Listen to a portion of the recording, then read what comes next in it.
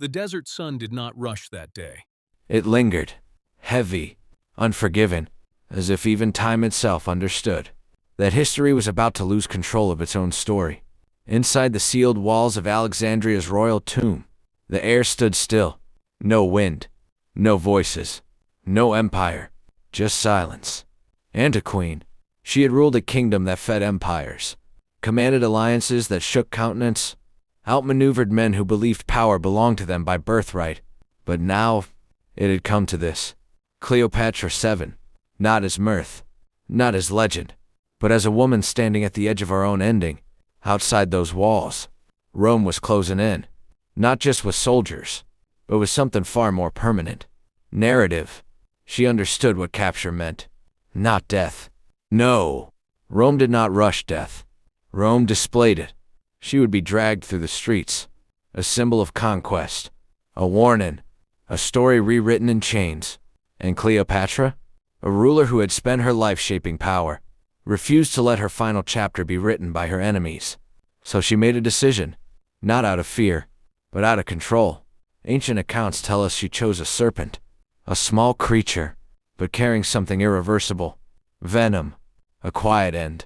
A deliberate one. No spectacle. No audience. Just a final act of authorship.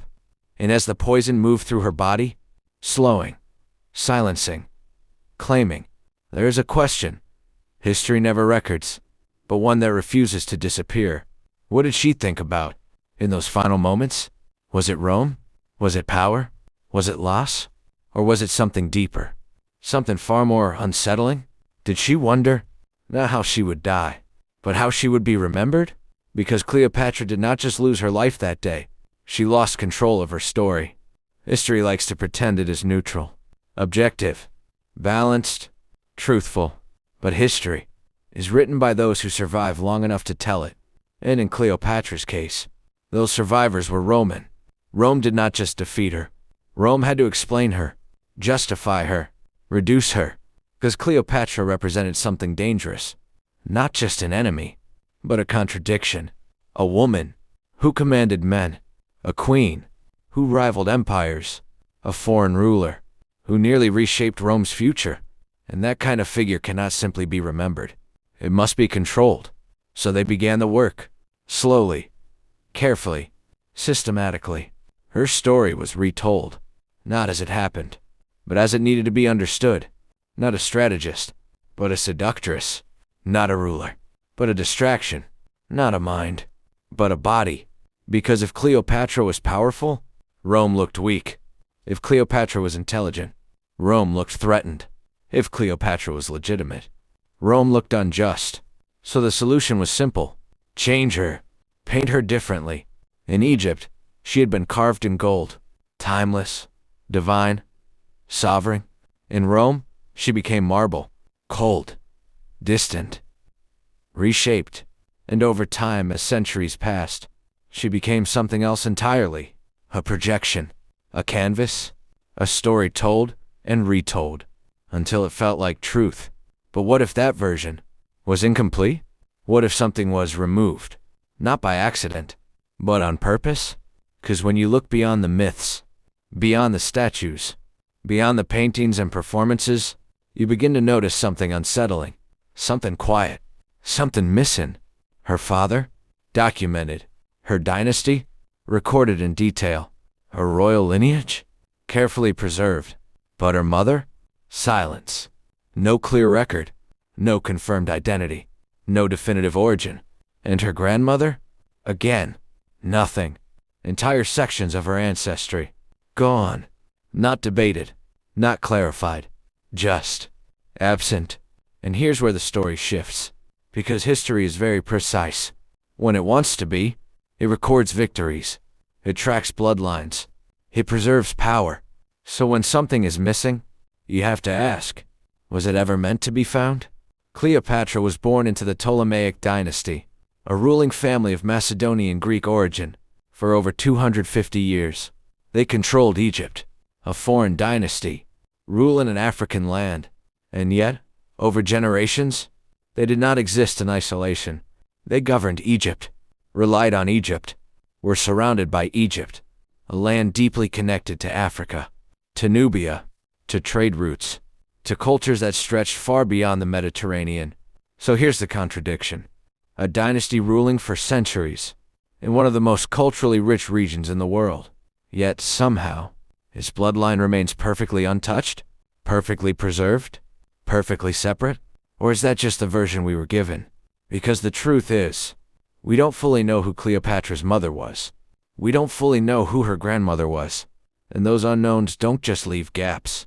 They create possibilities. Possibilities that complicate the narrative. Possibilities that challenge what we've been taught. Possibilities that raise a question, far more powerful than any answer. What if Cleopatra was never meant to be simple? Because the deeper you look into her story, the clearer it becomes. This was never just about a queen. It was about who gets remembered, and who gets redefined. Before Rome ever rewrote her, before history turned her into a symbol, Cleopatra was fighting to survive. Not against an empire, but against her own blood. Power in ancient Egypt was never inherited peacefully. It was negotiated, manipulated, taken. And when Cleopatra's father died, the throne did not pass to her alone. It was meant to be shared between her and her younger brother, Ptolemy XIII, a child, a figurehead, a king in name, but not in power, because behind him stood advisors, men who understood something dangerous. Cleopatra was not easy to control. She was educated, politically aware, strategic, and most importantly, she knew she deserved to rule, not assist, not obey, rule. So the palace moved against her, quietly at first, then decisively. Her image disappeared from official records. Her name faded from decrees. Coins were struck, bearing only her brother's face. Not just a removal of power, but a removal of presence. And within months, Cleopatra was no longer queen. She was in exile, driven out of Alexandria, pushed beyond the borders of her own kingdom. She found herself in Syria, alone, stripped of authority, cut off from the throne she was born into. For many, that would have been the end of the story. But Cleopatra was not many. Exile did not break her. It revealed her. Because away from the palace, away from court politics, away from controlled narratives, Cleopatra began to rebuild. From nothing, she negotiated with regional leaders. She secured funding. She gathered loyalists. And then, she did something even more dangerous. She built an army. Not symbolic power. Not inherited authority. Real power. Earned. Constructed. Prepared. Near Egypt's eastern border, her forces began to take shape. Mercenaries. Allies. Men who were not loyal to a throne. But to her, Cleopatra wasn't waiting to be restored. She was preparing to take it back. But while she was rebuilding, something else was unfolding. Far bigger. Far more chaotic. Rome, the most powerful force in the known world, was tearing itself apart. And at the center of that chaos stood two men. Julius Caesar and his rival, Pompey. When their conflict escalated into civil war, Pompey fled, not randomly, but strategically, to Egypt, because Egypt wasn't just another kingdom. It was wealthy, influential, essential. Whoever controlled Egypt controlled resources Rome needed to survive. But when Pompey arrived, seeking protection, he didn't find safety. He found calculation. Ptolemy XIII's advisors made a decision, one they believed would impress Caesar. They had Pompey killed, a gift, wrapped in blood, presented to Caesar as proof of loyalty. But they miscalculated, badly, because Caesar didn't see loyalty. He saw disrespect. He saw disorder. He saw a kingdom that thought it could manipulate Rome. And Cleopatra understood this immediately, or others reacted emotionally. She calculated, while others saw chaos. She saw leverage. Rome had entered her crisis, and that meant her crisis could now become opportunity. But there was one problem. She couldn't just walk back into Alexandria. Her enemies controlled the palace, the gates, the guards. If she returned openly, she would be stopped, captured, or worse. So she chose a different approach. Not force, not confrontation, but strategy. According to ancient accounts, Cleopatra arranged something bold, something unexpected, something that would force history to remember her. She had herself smuggled into the palace, hidden, wrapped, carried as if she were nothing more than a delivery, a package, a gift, through guarded doors, past watchful eyes, into the private quarters of the most powerful man in Rome. And when the bundle was opened, Cleopatra stepped out, not as an exile, not as a fugitive, but as a queen. In that moment, she bypassed every barrier placed against her, every official who tried to silence her, every force that tried to erase her. And standing before her was Caesar, a man who had seen war, betrayal, power struggles at the highest level. And yet, this moment stood out, because Cleopatra didn't beg. She didn't plead. She presented her claim to the throne, her right to rule, her understanding of the political landscape. She didn't ask for power. She proved she already deserved it. And Caesar was impressed, not just by her boldness, but by her mind, her clarity, her ability to see what others missed.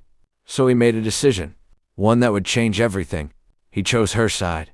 But power is never transferred quietly, and Ptolemy XIII's advisors were not about to surrender control. What followed wasn't negotiation.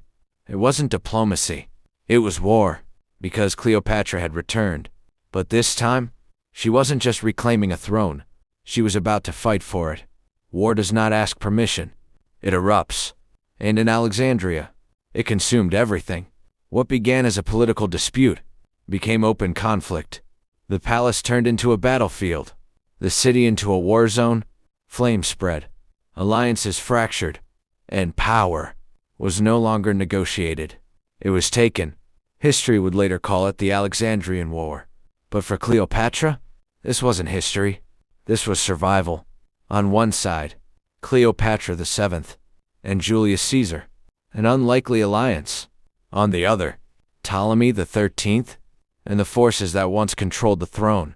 Brother against sister. Fighting broke out in the streets of Alexandria. Soldiers clashed near the palace. Ships burned along the harbor. Smoke curled into the sky, as one of the greatest cities in the world became a battlefield. And in the middle of it all, Cleopatra did not retreat. She did not hide. She remained, because this war wasn't just about a crown. It was about legitimacy. The conflict dragged on, but eventually, it broke. Ptolemy XIII fled, not in victory, but in desperation. And somewhere along the Nile, his story ended. Drowned. Gone. And just like that, the balance of power shifted. Cleopatra returned, not as an exile, not as a challenger, but as queen, restored to the throne, with Rome's most powerful general standing behind her. But this wasn't submission. This was strategy, because Cleopatra understood something most rulers didn't. Power is not just about holding a throne. It's about securing it. And once she had it back, she didn't waste time. She stabilized the economy. She secured Egypt's grain supply. She strengthened trade routes stretching beyond Arabia, even toward India. In a time of instability, she created order. In a region vulnerable to collapse, she built resilience. Egypt didn't weaken under Cleopatra. It flourished. Alexandria thrived. Temples rose. Libraries expanded. Trade flowed. And at the center of it all was a queen who understood both wealth and perception. Because Cleopatra didn't just rule politically. She ruled symbolically. She appeared in grand processions along the Nile, dressed as Isis. Not just a ruler, but a living embodiment of divinity. Every appearance, every ceremony, every detail was intentional. She wasn't just governing Egypt. She was shaping how Egypt saw her. And here's what history often overlooks. Cleopatra wasn't just powerful. She was brilliant. She spoke multiple languages, up to 9. She understood diplomacy, economics, culture, and unlike the rulers before her, she spoke the language of her people. Egyptian? This mattered, because for generations the Ptolemaic rulers remained distant, Greek-speaking elites ruling over Egyptian subjects. But Cleopatra broke that pattern. She didn't just sit above Egypt. She connected to it. And then, was Caesar. Their alliance wasn't just political. It became personal. And from that union, A child was born. Caesarean, a symbol of two worlds colliding. Egypt and Rome. To the Egyptian people, he wasn't just a child.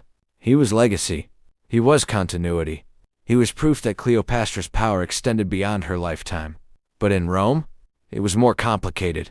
Because Julius Caesar could never fully acknowledge him, Roman politics didn't allow it. Power in Rome had rules, and Cleopatra existed outside them. Still, her position remained strong. As long as Caesar lived, she was protected. Pause foreshadow. But power built on one man is fragile. In 44 BC, everything changed. Caesar was assassinated, not in battle, not by enemies, but by his own allies. And just like that, the foundation beneath Cleopatra shifted. But Cleopatra didn't collapse. She adapted, quickly, decisively. She elevated her son, declaring him King of Kings. Not just a title, a statement. Rome may have lost Caesar, but Cleopatra wasn't stepping away from power. She was repositioning. Because Rome didn't stay empty for long, new figures emerged. New alliances formed. New threats appeared. And among them was Mark Antony.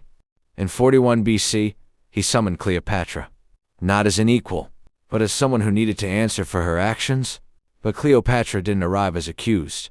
She arrived as power, sailing into Tarsus, on a grand barge. Gold, perfume, spectacle, not excess, strategy. And just like before, it worked. Their relationship became both political and personal. They formed an alliance. They built a future. They had children. Together they created something dangerous. A unified power that could challenge Rome itself. Because there was one man watching, calculating, waiting. Augustus. And he understood something clearly. As long as Cleopatra and Antony stood together, Rome would never truly be his. So the next war wouldn't just decide a throne, it would decide an empire. The final war was never just about territory. It was about control, not of land, but of legacy. By the time the conflict reached its peak, the world had already chosen sides. On one side, Cleopatra VII, and Mark Antony, of ambition, strategy, and shared power. On the other, Augustus, calculated, patient, relentless. This wasn't just a war of armies, it was a war of narratives. In 31 BC, their forces met. At sea, in what history would remember as the Battle of Actium, ships lined the horizon, oars cutting through water, commands echoing across waves. And somewhere in that chaos, Cleopatra herself, commanding a fleet, not watching from a distance, not hidden behind walls, present, visible, in control. But war does not always reward strength. Sometimes it rewards timing. And on that day, Octavian's forces prevailed. The line broke.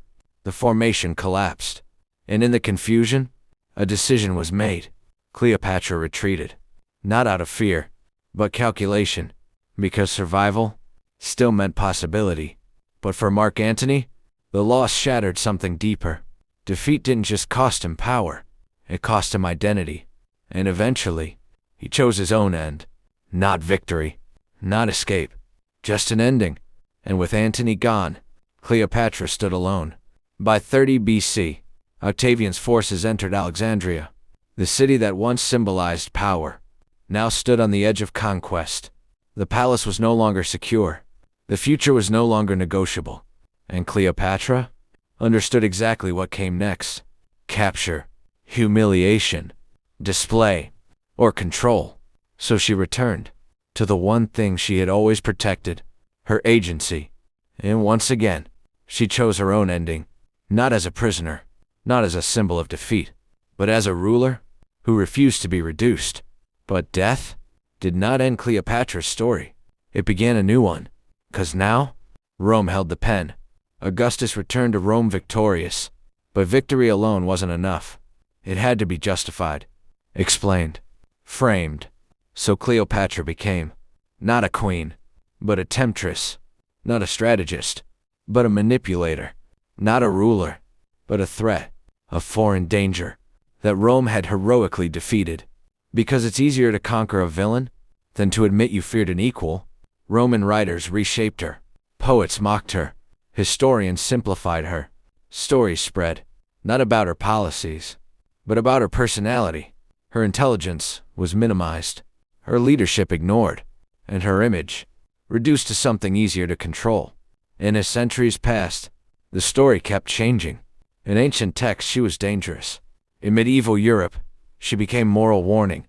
In Renaissance arts, she turned into idealized beauty. Painters like Guido Reni portrayed her with pale skin, European features, far removed from the land she ruled. And later in films and global media, actresses like Elizabeth Taylor brought her to life, but through a Western lens. Again, and again, and again, the same pattern. Her identity, reshaped to fit the storyteller. So now we return to the question that refuses to disappear. Who was Cleopatra really? We know her father's lineage. Macedonian Greek. Documented. Recorded. Accepted. But her mother? Still unknown. Her grandmother? Still missing. Up to half of her ancestry. Unaccounted for. And in a kingdom rooted in Africa.